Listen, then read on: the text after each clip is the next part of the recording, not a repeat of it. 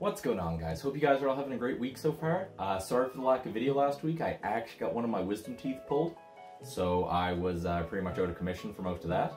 But yeah, we're back. With the US elections coming up and the sure to be volatility in the market, I was actually looking just to go over some of the patterns I look for when day trading and swing trading, and kind of give you guys a rough idea of what you can look for in times of high volatility and movement. So yeah, let's get right into it. So the first pattern I always look for is a triangle or wedge. This one's pretty straightforward. It's one of the most common patterns, the one I use most frequently. This can both be ascending going up and descending going down. Both of these will have their perks depending on whether you're looking to long or short the position. For the most part, if you're just looking to day trade, invest, swing trade, for the most part you will be looking for ascending unless you're looking to short. What you're looking is the top part will be your support and the bottom's going to be resistance. The resistance is going to maintain at a somewhat linear position while the support continues to uptrend. Once this point hits where the support and the resistance touch, there should be what's known as a breakout. What day traders are mostly looking for are breakouts. This is when there's going to be a large volume of buying and selling. You've broken the pattern and there's going to be a jump up. Same goes for descending triangle. If you're looking for a stock waiting for it to shift down further, you're going to be waiting for now the support is going to be the linear line and the resistance is going to be the one coming down. Once the resistance becomes close or touches the support, the stock price should shift down if everything holds true. Good rule to remember, patterns do tend to repeat themselves. They don't always have to though. There are many circumstances where this pattern will break through or go the opposite direction. So having a good idea on risk management and just understanding that things could not go your way is very important when looking at this. The next most common pattern you'll be looking at is actually a rectangle or a channel. This is similar to the triangle except they're both linear lines. You're looking at your support and resistance both being linear following one another. This doesn't have quite the same movement and idea on how it functions. Instead of the support and resistance touching another for a breakout, this normally comes from large amounts of volume or movement or recent news coming out. In easiest terms, when you start to get into these things with a support or resistance, they can both be ascending or descending depending on which way the breakout is.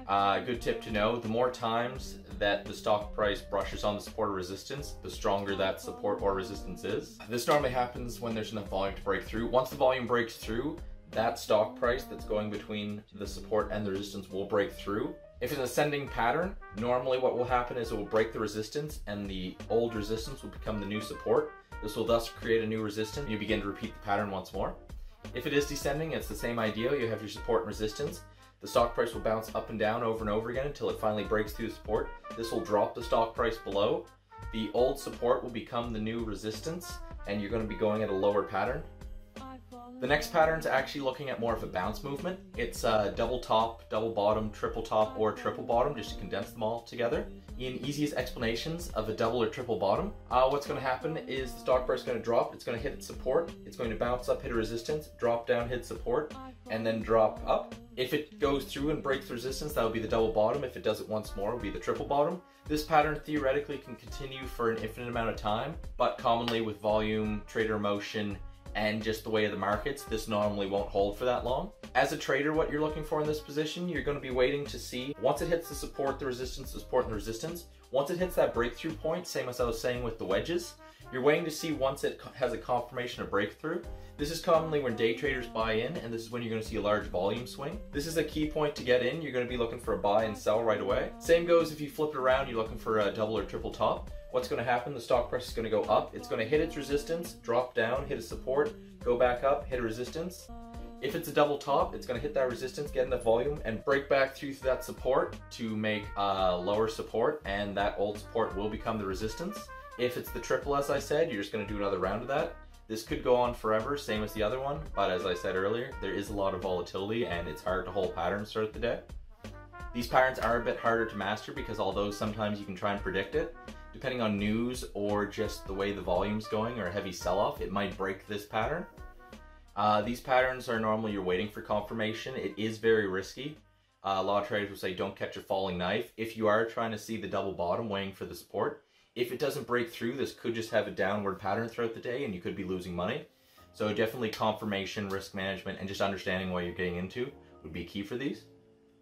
And just looking for the final pattern that I definitely say you check out. This is a head and shoulders pattern. Similar to the head and shoulders of a body, you're looking actually for a similar pattern of a triple top or triple bottom, except that middle point's actually going to become the highest high or the lowest low. What's going to happen on a head and shoulders, the stock price is going to come up, going to hit a support, go down, hit a resistance. When it hits this resistance, it's going to hit the support. This will break through, creating a higher high. Once it's a higher high, it's going to break through the support once again and go back to the lower support. From this support, it will go back up to the old resistance, and from that, it will drop back down.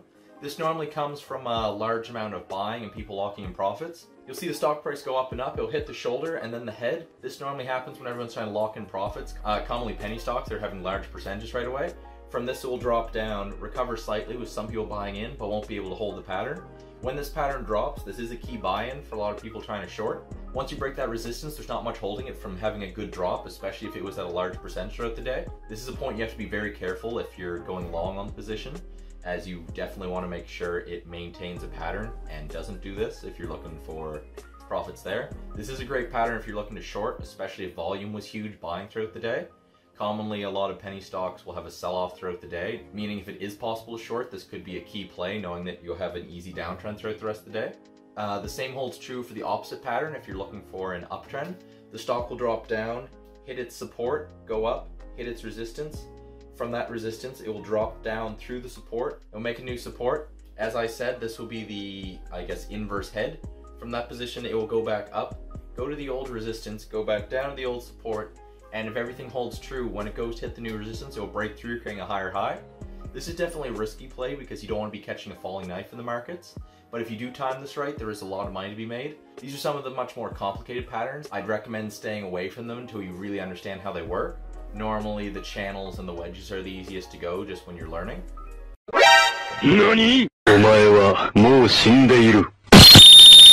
And that's it for the 4 patterns I'd say you definitely should know getting into trading. Throw a comment down below if you want to see more investment videos. I am thinking of doing some live day trading reviews to show you guys firsthand how I make some of these profits. Thanks for watching. I always have a blast making these. And as always, let's stay safe and stay sendy. I'll see you in the next edit, guys.